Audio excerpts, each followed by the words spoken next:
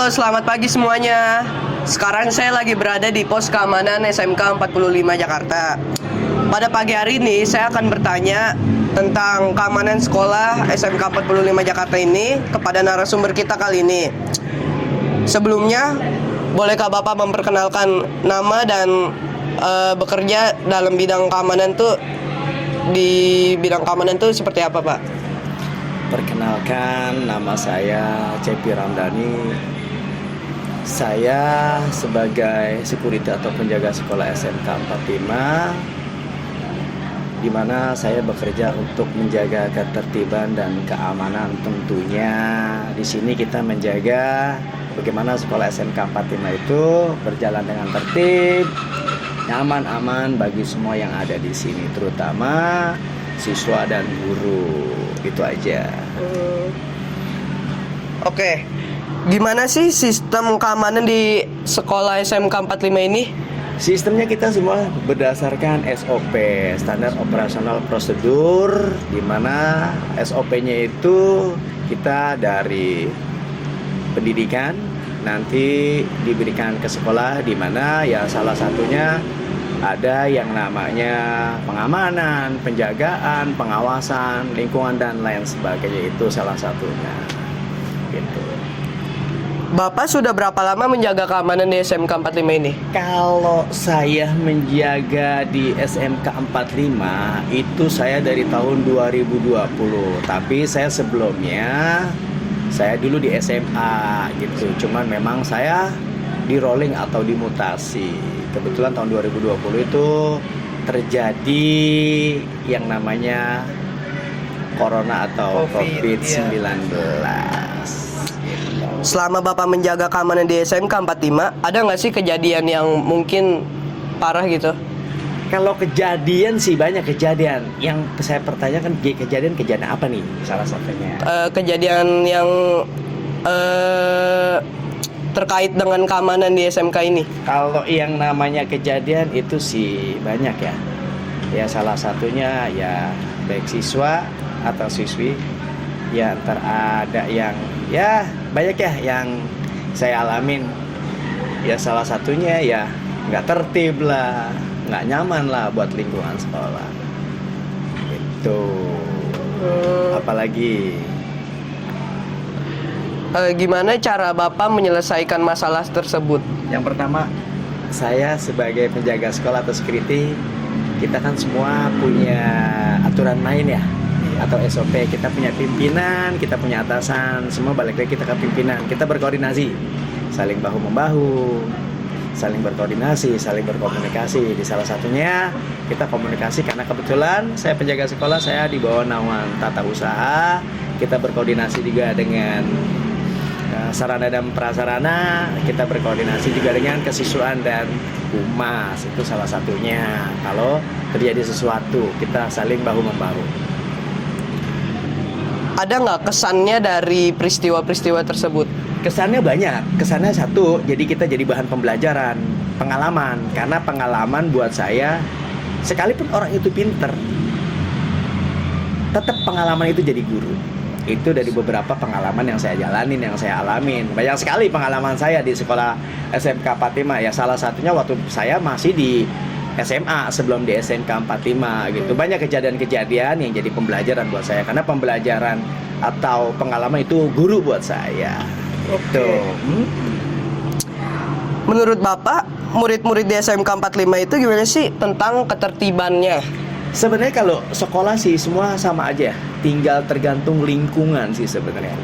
Yang pertama, karena memang SMK lebih ke kejuruan, dia lebih banyak ke yang saya lihat perempuan atau wanita ya gitu loh. Karena memang lebih banyak kejuruan, lebih banyak ruang lab, lebih banyak praktek dan lain sebagainya gitu. Jadi ya adalah perbedaan, cuma memang lebih banyak kegiatan. Itu aja. Oh iya, Bapak ini ngejaga di pos keamanan secara bergantian atau memang cuma Bapak saja? Nah, jadi kita sini terbagi 2 shift. Oh, ada shiftnya gitu. Kita dari jam 6.30 sampai jam 3, jam 3 sampai jam setengah 12. Itu aturan atau SOP, standar operasional prosedur dari pemerintah. Itu sehingga kita jalanin apa yang menjadi tugas kita. Jadi kita dibagi 2 shift gitu. Menurut Bapak seberapa ketat sih sistem keamanan di SMK 45 ini?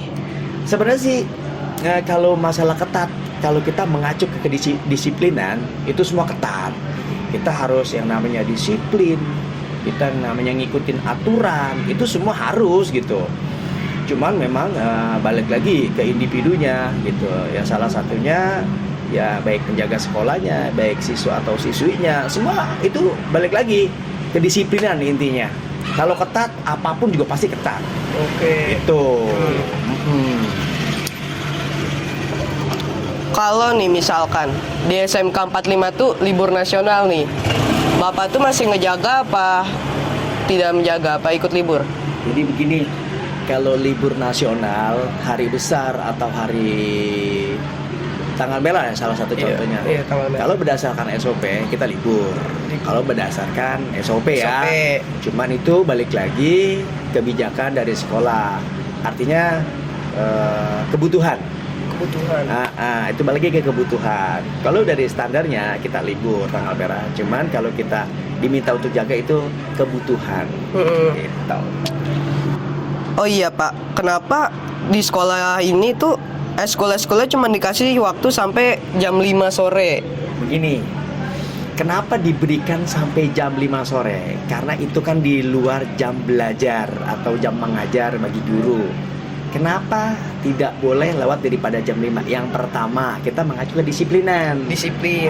Satu, kita harus tegas juga. Karena jam 5 lewat itu, satu, kan kondisi udah sore.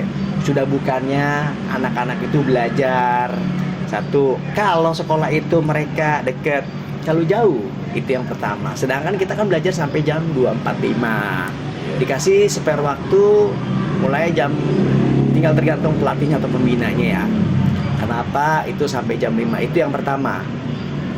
Lihat kondisi situasi, itu yang pertama. Biar si siswa atau siswi nyaman. Nah, kalau misalkan jam 5, kalau dia pulang ke rumah, sampai jam berapa dia di rumah? Iya. Itu ya kan, untuk mengantisipasi jangan sampai terjadinya sesuatu yang kita tidak harapkan. Iya. Itu intinya sampai jam 5 yang sudah ketentuan dari pimpinan kita. Di luar itu kita tidak bisa melakukan aktivitas lagi kan, memang sudah ketentuan, sudah perjanjian gitu. Baik orang tua wali murid, baik guru dan lain sebagainya. Memang itu jam 5 karena kita kalau di luar itu yang hal-hal yang tidak kita inginkan gitu. Sip.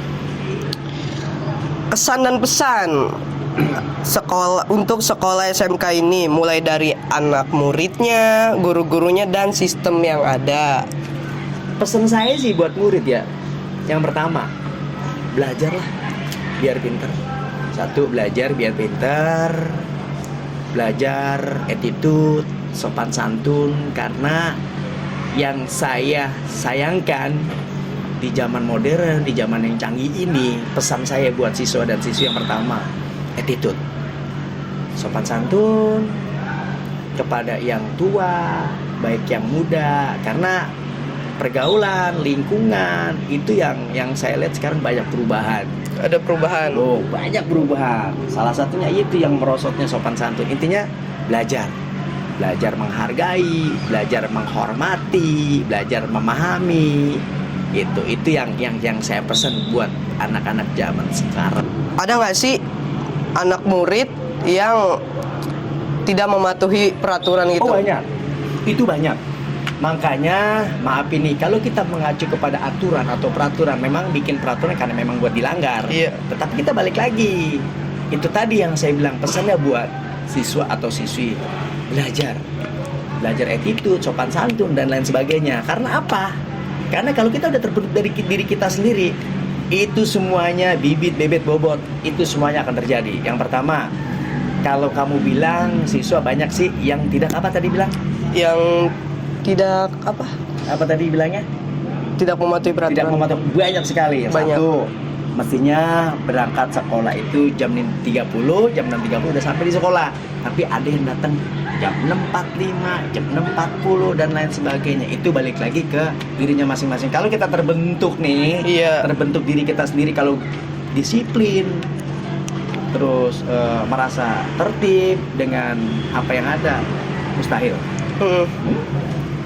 Gitu. Terus biasanya tuh gerbangnya tuh dibukanya jam berapa sih, Pak? Ya sebenarnya jam 5 juga udah saya buka. Oh. Jam 5 udah saya buka gelap, cuman kan nggak mungkin juga siswa jam 5 gelap-gelap datang masuk sekolah. Itu tetap saya larang untuk mengantisipasi hal-hal yang tidak kita inginkan. Oke. Gitu, karena masih gelap. Hmm. Gitu. Oke, saya udah nyapu kalau pagi-pagi saya udah beberes-beres. Tinggal nanti siswa atau siswi masuk, baik guru baik staf TU, mereka sudah rapi semua, udah aman terkendali. Gitu. Kalau misalkan ada kerusuhan antar murid sama murid itu, apa yang Bapak lakukan? Yang pertama saya tetap mengamankan Mengamankan. pengamanan, penjagaan dari beberapa yang saya pelajarin yang tadi kamu bilang. Ada nggak sih terjadi? Itu terjadi. Pernah saya makanya karena pengalaman itu saya pernah lakukan seperti itu. Ya gimana kita berkoordinasi dengan guru, baik wakil dan kepala sekolah. Itu pernah saya alamin seperti itu. Yang satu ya pengamanan. Melerai, kita balikin ke wali kelasnya masing-masing yang berwenang, yang bertanggung jawab. Kalau saya cuma hanya mengamankan, jangan sampai terjadi sesuatu di kemudian hari. Oke. Itu kalau saya. Terus kalau misalkan ada kejadian barang hilang, apakah Bapak bertanggung jawab?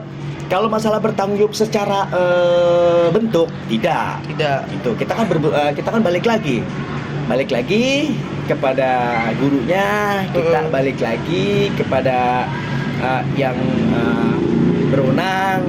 Di mana nih misalkan wewenangnya? Di situ kan ada guru BK, ada wali kelasnya, ada kesiswaannya, ada humasnya dan lain sebagainya gitu. Kalau saya kan menjaga ketertiban, pengamanan, menjaga pengawasan siswa pada jam belajar, karena itu kan kejadiannya di dalam. Kalau Di dalam. terjadi sesuatu kan, Iya. itu balik lagi ke gurunya masing-masing. Gurunya masing-masing. Baik Pak, terima kasih atas waktu dan kerjasamanya.